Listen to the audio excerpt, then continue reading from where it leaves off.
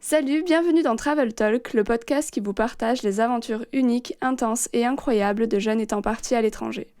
Ce podcast est réalisé en partenariat avec l'organisme Web France, avec qui notre invité du jour est parti au Cambodge. Bonjour Clément, merci d'être avec nous. Bonjour. Est-ce que tu peux te présenter en quelques mots, dire où tu es parti ? Alors, je m'appelle Clément. Je suis parti en juillet 2017 pour faire une mission humanitaire au Cambodge avec l'organisme WEP, du coup. Et c'était une mission à but linguistique. On devait apprendre l'anglais à des enfants défavorisés là-bas. Plus précisément, quelles étaient tes missions sur place ? Sur place, alors il y en avait, c'était assez différent. Il y avait des missions de construction pour certaines personnes et parfois nous on aide pendant les pauses, etc. Et il y avait des classes de niveau. Donc on avait des enfants le matin et l'après-midi qui changeaient de classe et on faisait des cours d'anglais selon le niveau des enfants.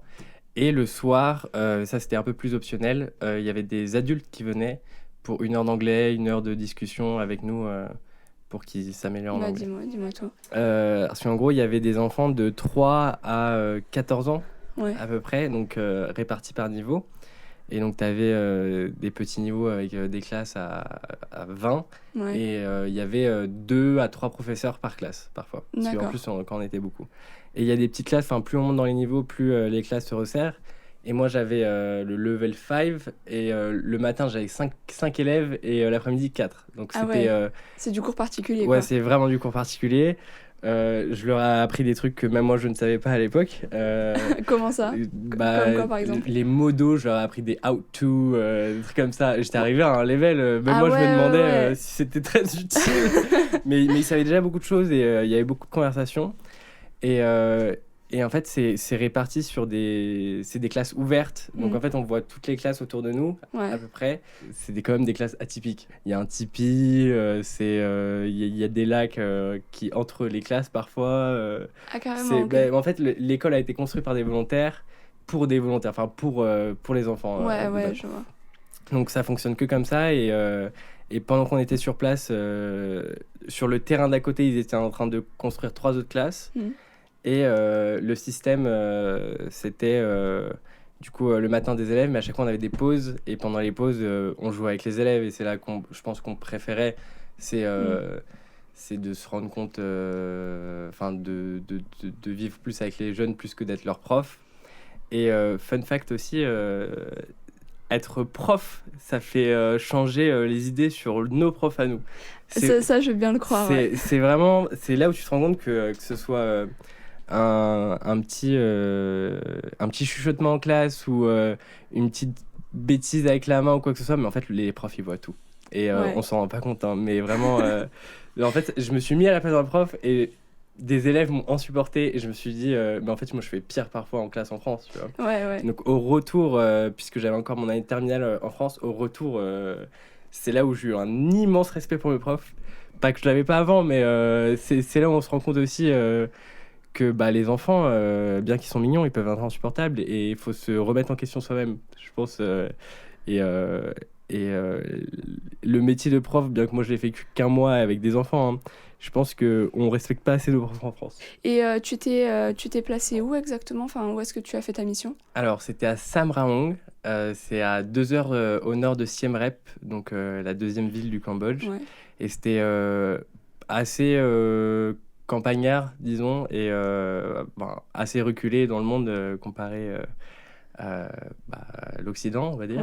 Tu comparais, c'était une petite ville pour là-bas ou c'était plutôt un village ? C'était une ville moyenne, je dirais, parce qu'il y avait quand même des marchés, beaucoup de gens qui habitaient et beaucoup d'enfants.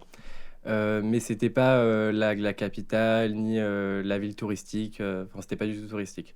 D'accord, ok. Du coup, vous étiez les seuls étrangers dans le coin. Ouais, et tout le monde nous reconnaissait, tout le monde savait pourquoi on était là, parce que le projet, ça faisait peut-être 5-6 ans qu'il existait quand on arrivait. Et en fait, toute l'année, des volontaires de plein d'organismes différentes se relaient, en fait. Donc les enfants, ils ont 20 à 30 professeurs chaque année. Enfin, toi, par exemple, vous étiez combien de volontaires sur place ? Alors, moi, vu que j'y suis allé l'été, c'est un peu la période charnière, là où tout le monde y va. Il me semble qu'on était à peu près 40.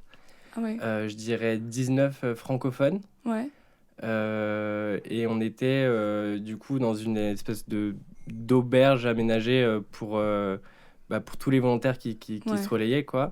Et donc, ouais, on était à peu près 40. J'avais demandé à l'époque, parfois ils avaient à peine 8-12 professeurs Ouais. par semaine, parce qu'en fait, toutes les semaines, il y a des roulements, il y a des gens qui partent, il y a des gens qui arrivent et tout. D'accord. Bah, d'ailleurs, on a été déplacés tellement on était trop, on pouvait pas être hébergés tous au même endroit. Ouais.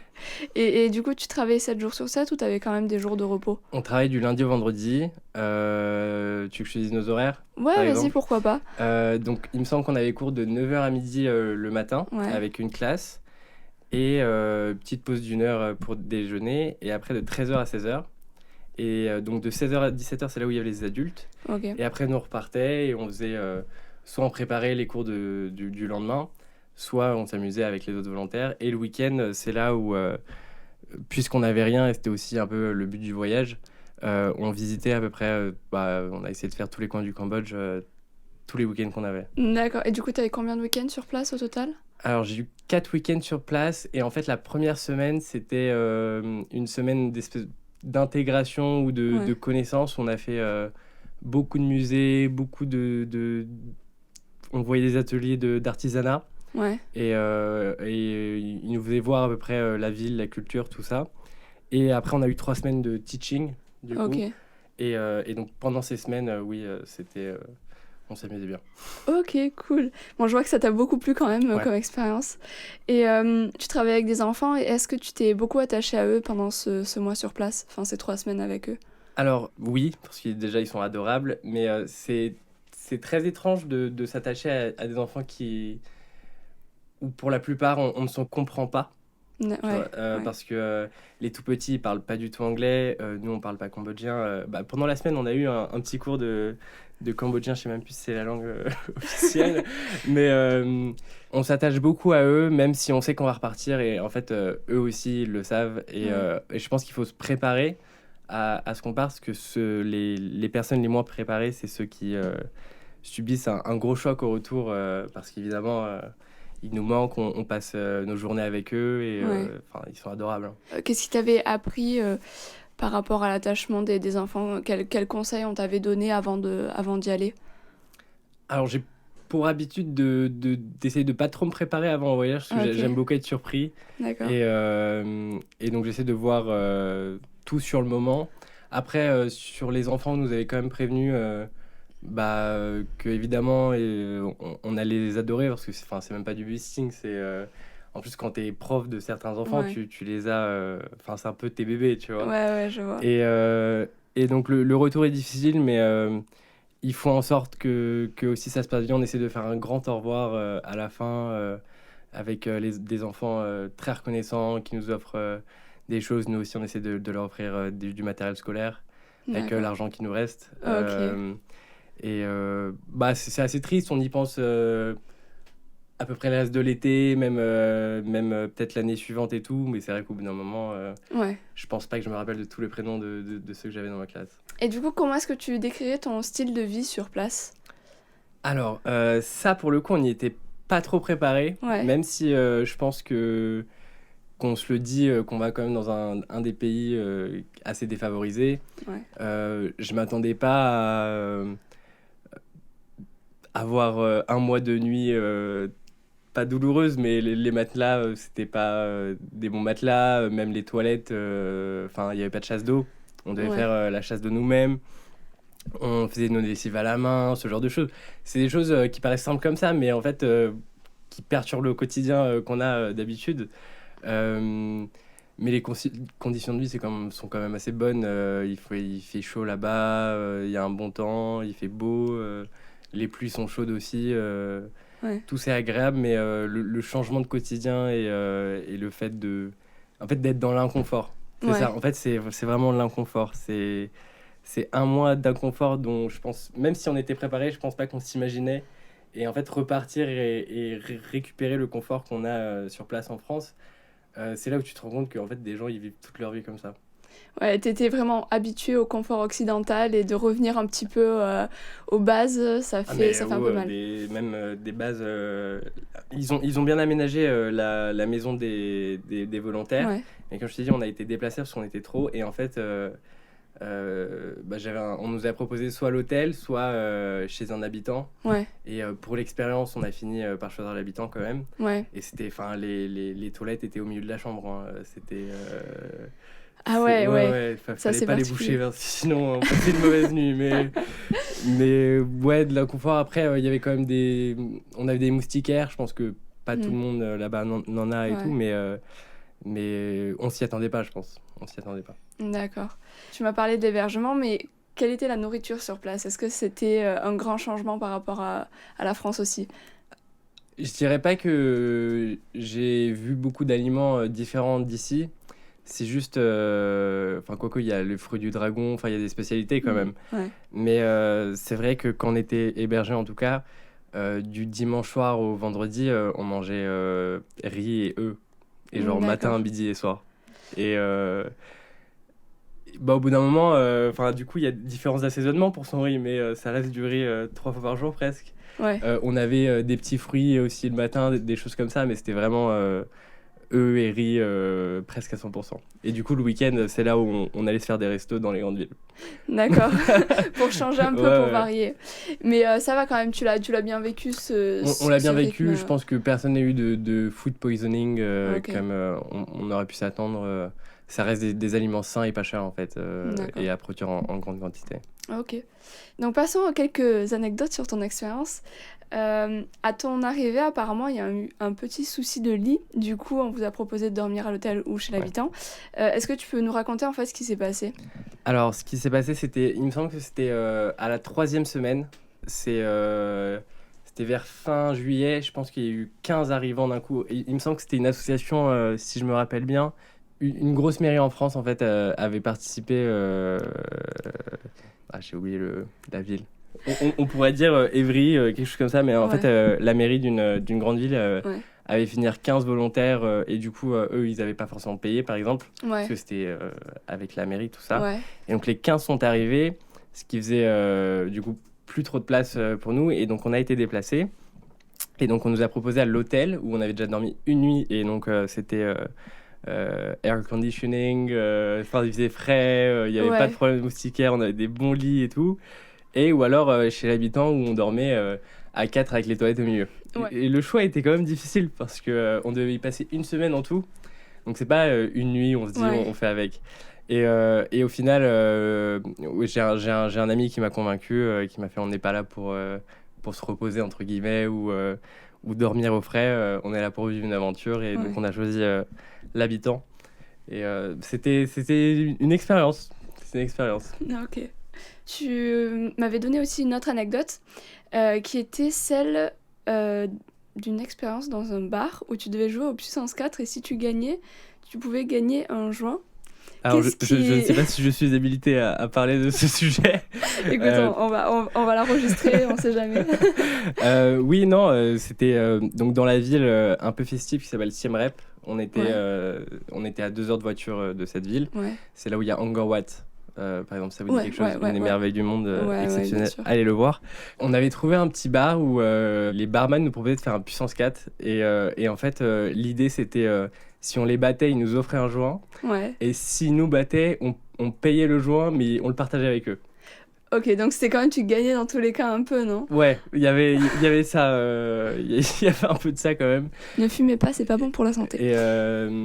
Et donc, ouais, non, enfin, c'est le genre d'expérience où tu t'y attends pas, déjà, Ouais. parce qu'en plus, je suis pas sûr que ce soit hyper légal, ce genre de truc, mais il y a plein de trucs de ce style. Il y a aussi des pizzas assaisonnées au cannabis, ce genre de Ok. trucs. Bon, à essayer ou pas, quoi. Bon, au moins tu t'amuses, tu fais un petit puissance Voilà, 4 et... c'était le week-end. Ouais, ok, je vois. Et qu'est-ce qui t'a plu dans la culture et la population locale là-bas sur place? Alors, déjà, la différence de culture, moi, ça me fascine toujours, que ce soit américaine, asiatique. C'est sortir de son quotidien, c'est toujours agréable. Après, sur la population cambodgienne, des gens très gentils, je pense qu'ils sont pas effrayés, mais une petite retenue quand même sur les étrangers, parce que je pense pas que tout le monde soit au courant de ce qui se passe dans le monde non plus. Plein de gentillesse, de reconnaissance. En tout cas, dans le village où on était, les gens ils savaient qu'on était là pour ça. Ouais. Et donc, les gens étaient extrêmement gentils avec nous. Mais après, quand on est parti dans les grandes villes, des gens gentils, et comme partout, les tuk-tuk comme les taxis à Paris, ils essayent d'entuber un peu les touristes. On a eu le droit à ça. Mais on n'a pas eu énormément d'interactions avec le peuple non plus, à part quand on a eu des guides ou du coup, que ce soit les enfants ou ceux du village. Mais on s'est déjà fait refaire des repas, par exemple, ou des bières. Les deux sont très sympas. Je dirais une population assez calme et surtout privée, c'est-à-dire qu'ils ont leur petite famille et ils vont pas... ils ont leur vie à eux, en fait. Chacun est pas individualiste, mais je dirais qu'ils fonctionnent par eux-mêmes et ils comptent pas sur les autres ni sur leur gouvernement, du coup. Ouais. Et donc, peut-être assez débrouillards et en tout cas heureux. Ah, ça, je peux dire un truc, c'est j'ai jamais vu des gens qui avaient aussi rien être aussi heureux. Ouais. Et c'est fou, ça fait relativiser. Ça, c'est sûr. Les jeunes, ils jouent avec tout et n'importe quoi. Les vieux, du moment qu'ils arrivent à rigoler ou même s'ils n'arrivent pas à manger, ils sont heureux en vrai. D'accord. Franchement, c'est bien aussi d'avoir un petit peu ça dans la vie de tous les jours sur place, non? Ça fait relativiser dans le métro. Ouais, ça c'est sûr. Je veux bien te croire. Et qu'est-ce que tu aurais aimé savoir avant de partir au Cambodge ou quel conseil tu donnerais en fait à des jeunes qui aimeraient faire ce programme de volontariat? Ce programme, alors, mon plus grand conseil, c'est faites un vrai grand repas avant de partir, parce que la nourriture française va vous manquer. Ouais. Mais pour être un peu plus sérieux, je pense vivre le truc à fond, essayer de pas être trop connecté sur les réseaux et profiter vraiment du moment à fond, parce que c'est des expériences qu'on vit qu'une fois et qui passent très très vite, mine de rien. Enfin, on voit vraiment pas le temps passer. Ouais. Profiter, surtout échanger avec d'autres volontaires, parce que en fait on est dans une position avec les autres volontaires où le lien se fait très très facilement, parce qu'on est en train de vivre un peu la même expérience unique, entre guillemets, et les gens sont un peu là pour les mêmes raisons que toi, ils vivent aussi du coup les mêmes expériences et émotions, et je pense que ce qui m'a le plus surpris, c'est d'avoir été autant en contact après ces expériences avec les volontaires avec qui je suis parti. Et du coup, t'es reparti faire du volontariat après ça ou pas? Ouais, je suis reparti, j'ai retenté au Costa Rica cette fois-ci. D'accord. Avec WAP aussi ou avec un autre Non, organisme? avec un autre organisme cette fois-ci, mais avec une personne que j'ai rencontrée du coup au Cambodge l'année d'avant. D'accord. Donc on est partis tous les deux et au final on s'est retrouvés dans une école privée. Au Cambodge, c'était des enfants orphelins qui allaient le matin à l'école chez nous et l'après-midi à l'école publique. D'accord. Et l'inversement pour la classe de l'après-midi, eux ils y allaient le matin. Ok. Et donc c'est des enfants qui avaient besoin de nous en vrai. Ça se sentait, ça se voyait et ça faisait vraiment du bien d'être sur place. Au Costa Rica, on est arrivé dans une école privée, tout le monde était en chemise, c'est la première fois qu'ils voyaient des volontaires. Ah Et ouais. vraiment, avec ma pote, on s'est regardé, on a fait mais qu'est-ce qu'on fait ici? Genre, je croyais que c'était un vrai truc. Et donc au final, on a quitté le programme parce que ça nous plaisait pas du tout. Ok. Et qu'est-ce qu'elle t'a apporté cette expérience de volontariat, donc principalement au Cambodge du coup? Elle m'a apporté beaucoup d'humanité, je pense. Premièrement, elle m'a fait aussi beaucoup relativiser sur la vie. Parce qu'il y a vraiment des choses, on se rend compte que c'est pas bien grave en fait. Que ce soit des disputes avec des amis ou des choses comme ça, quand on voit des misères devant ses yeux ou qu'on voit en tout cas des gens aussi heureux avec si peu, on se dit qu'on peut l'être aussi. Ouais. Et je pense la gentillesse humaine, ça m'a un peu redonné foi en l'humanité parce que on était beaucoup à vouloir du bien en tout cas. Et c'est presque l'une des premières fois où je me retrouve avec autant de gens dans un but sain. Ouais. Et en fait, ça fait du bien au moral, puis ça fait changer l'air de la France tout tout en vivant une bonne expérience et une expérience qui fait du bien. C'est l'une des aventures que je regrette le moins et que j'aimerais refaire. C'est du volontariat au Cambodge. Ok. Merci Clément d'avoir partagé ton expérience avec nous. C'était Travel Talk, le podcast réalisé en partenariat avec l'organisme Web France, et on se retrouve très vite dans un prochain épisode.